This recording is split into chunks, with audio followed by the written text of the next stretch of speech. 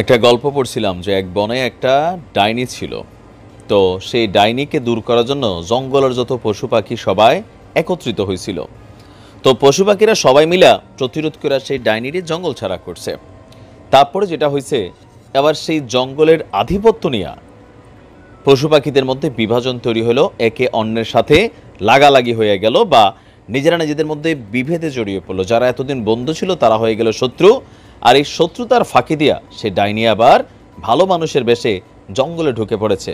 এই গল্পটা কথার কথা কেন জানি মনে হইল যে বর্তমানে বাংলাদেশের প্রেক্ষাপটেও এই গল্পটার অনেকটা সারমর্ম কিন্তু এই মুহূর্তে জনগণ বলছেন যে এই গল্পটা বাংলাদেশের প্রেক্ষাপটেই করা। ফেসবুকে নিশ্চয়ই অনেকে এই গল্পটা দেখছেন। এখন কেন এই কথা, ব্যারিস্টার রুমিন ফারহানা আমি খুবই পছন্দ করি। একজন মানুষ স্পষ্টভাষী, বিবৃতি দেন, বক্তব্য দেন। দলবাজি তো আছেই, সেটা আলাদা ইস্যু, বাট একজন অনারেবল পারসন। তো তিনি আপনার গতকালকে যে বক্তব্য দিয়েছেন, এই বক্তব্য শুনে ওনার বক্তব্যটা যখন সোশ্যাল মিডিয়াতে আসছে, কমেন্ট সেকশনে হাজার হাজার জামাতের নেতাকর্মী তারা প্রতিবাদ করছেন। কি প্রতিবাদ করছেন? যে আপনার এই আইডিয়াটা ভুল। তা আপনার কি মনে হয়? আমি আবারও বলি, প্রত্যেকটা ভিডিওতে এই পোলটা আমি কেন করি, যে আসলে আমরা বুঝতে চাই তবে আমাদের নিউজগুলোতে আসলে কারা বেশি কমেন্ট করেন, জামাতের কর্মী নাকি বিএনপির কর্মী নাকি আওয়ামী লীগের কর্মী, সেটা আইডেন্টিফাই হয়ে যায়। তো সাবেক সংসদ সদস্য এবং বিএনপির সহ আন্তর্জাতিক বিষয়ক সম্পাদক ব্যারিস্টার রুমিন ফারহানা বলছেন, জুলাই আগস্ট মাসের অভ্যুত্থান আকস্মিকভাবে ঘটে যাওয়া কোনো ঘটনা নয়, এর সাথে অনেক দুঃসহ স্মৃতি জড়িত আছে।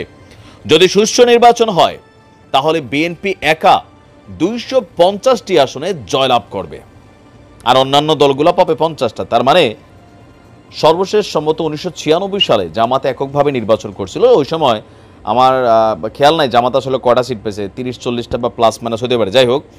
তো ওই সময় এককভাবে নির্বাচন করে 30-40টা পেলে আজকে 2024-এ আইসা জামাত যদি এককভাবে নির্বাচন করে তাহলে কয়টা সিট পাবে? এখন জামাত তো এককভাবে নির্বাচনের দিকে যাচ্ছে না। গতকালকে জামাতের আমির যে বক্তব্য দিয়েছেন আপনারা নিশ্চয়ই খেয়াল করেছেন, সমমনা ইসলামিক দলের মাঝখানে মাঠের ভোটার হিসাব করলে, পাওয়ার হিসাব করলে সারা বাংলাদেশে কম বেশি হেফাজতে ইসলাম, তারপর হচ্ছে চরমোনাই পীর, এর বাহিরেও জামাত সহ 3টা দলের বাহিরেও আরও 8টা দল, টোটাল 11টা দলকে একত্রিত করে একটা ইসলামিক ধাঁচের সরকার তৈরি করার জন্য সর্বোচ্চ প্রচেষ্টা চালাচ্ছে জামাত। আর জামাতের যে রাজনৈতিক বিচক্ষণতা, এটা নিয়েও কিন্তু এখন দেখেন নানান আলোচনা শুরু হয়েছে যে বৈষম্য বিরোধী আন্দোলনের ভিতরে ছাত্র শিবিরের নেতারা কিভাবে এই আন্দোলনকে বায়োস করেছেন, এটা নিয়ে কিন্তু টকশোতেও কথা কাটাকাটি হচ্ছে, যদিও এখন এটা আবার আলাদা বক্তব্য চলে আসছে। তো সকল কিছু মিলেয়া জামাতের রাজনৈতিক পরিকল্পনা অনেক এই মুহূর্তে আপডেট ভার্সনে আছে। আর রুমিন ফারহানা যখন এই কথা বললেন, তো কমেন্টের মধ্যে ম্যাক্সিমাম মানুষের বক্তব্য হচ্ছে জামাত যদি ক্ষমতায় নাও যায় তাহলেও প্রায় ধরেন মানে বিএনপির কাছাকাছি পরিমাণ সিট পাবে। তা আপনি কি মনে করছেন যে এটা কি আদৌ সম্ভব? যদি সুষ্ঠু নির্বাচন হয় 18 মাস পরে, তাহলে কি আসলে রুমিন ফারহানার যে ক্যালকুলেশন যে জামাত অন্যান্য দলগুলো মিলে 50টা পাবে, তার মানে জামাত তো 30-40টা পাইতে পারে আর বিএনপি 250টা পাবে? আপনার কাছে কি মনে হয় যে ওনার প্রেডিকশন কি সঠিক নাকি ভুল? তবে যত জায়গায় নিউজটা আসছে, কমেন্টে আমরা দেখলাম জামাতের নেতাকর্মীরা বলছে যে না, বিএনপি পাবে হয়তো 50টা, জামাত পাবে 250টা। তবে এটাও সম্ভব না। বিএনপি একটা বড় দল, তাদের অনেক ভোটার আছে, হয়তো সোশ্যাল মিডিয়াতে তো অ্যাক্টিভ না। তো আপনার কি মনে হয় লিখতে পারেন। ভালো থাকুন, আসসালামু আলাইকুম।